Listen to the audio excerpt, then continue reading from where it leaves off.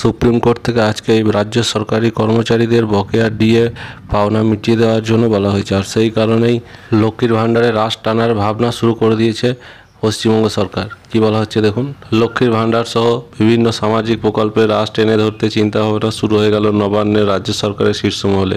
সিরে সংক্রান্তি নবান্নের অর্থ দপ্তরের। এমনিতেই প্রতি মাসে সামাজিক প্রকল্পের অর্থ যোগান দিতে দিশেহারা অবস্থা দপ্তরের। শুক্রবার সরকারি কর্মচারীদের মহার্ঘ ভাতা নিয়ে সুপ্রিম কোর্টের রায় ঘোষণার পর দপ্তরের অন্দর রীতিমতো তাহিতাহিরা। বাড়তি এই বিপুল অর্থের চাপ কীভাবে সামাল দেওয়া যাবে তাই নিয়ে সলা পরামর্শ শুরু হয়েছে অর্থ দপ্তরে। লক্ষ্মীর ভাণ্ডার চালাতে সবচেয়ে বেশি অর্থের যোগান দিতে হচ্ছে অর্থ দপ্তরকে।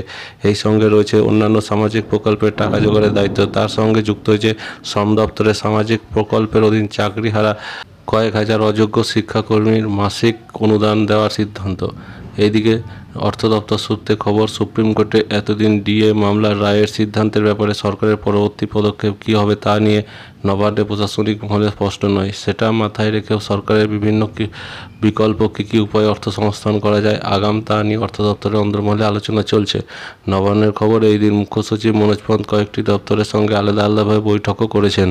স্বভাবতই ওইসব বৈঠকের দপ্তরে অর্থ খরচের প্রসঙ্গ উঠেছে। সরকারি অর্থ খরচে লাগাম টানতেই মুখ্য সচিবের এই বৈঠক বলে জানা গিয়েছে। অর্থ দপ্তরের খবর, সামাজিক প্রকল্প থেকে শুরু করে বাংলা আবাস যোজনা ও 100 দিনের কাজে সরকারকে যেভাবে অর্থের সংস্থান রাখতে হচ্ছে তাতে উপরি চাপ হিসেবে সরকারি কর্মচারীদের বকেয়া ডিএ জোগাড় করার বিষয়টি নিঃসন্দেহে ভাবাচ্ছে অর্থ দপ্তরকে।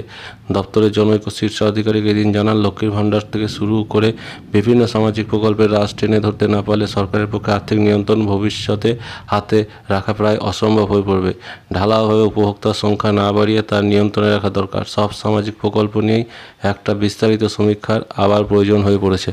এতে হয়তো সব প্রকল্পে প্রকৃত উপভোক্তার সংখ্যা বের করা যাবে। তারপরেই ঝাড়াই বাছাইয়ের পর উপভোক্তাদের কল্যাণে প্রকৃত পদক্ষেপ করা সম্ভব। এইসব নিয়ে চিন্তাভাবনা শুরু হয়েছে। তবে সরকার কার্যকরী পদক্ষেপ কী নেবে তা মুখ্যমন্ত্রীর ওপরই নির্ভর করবে।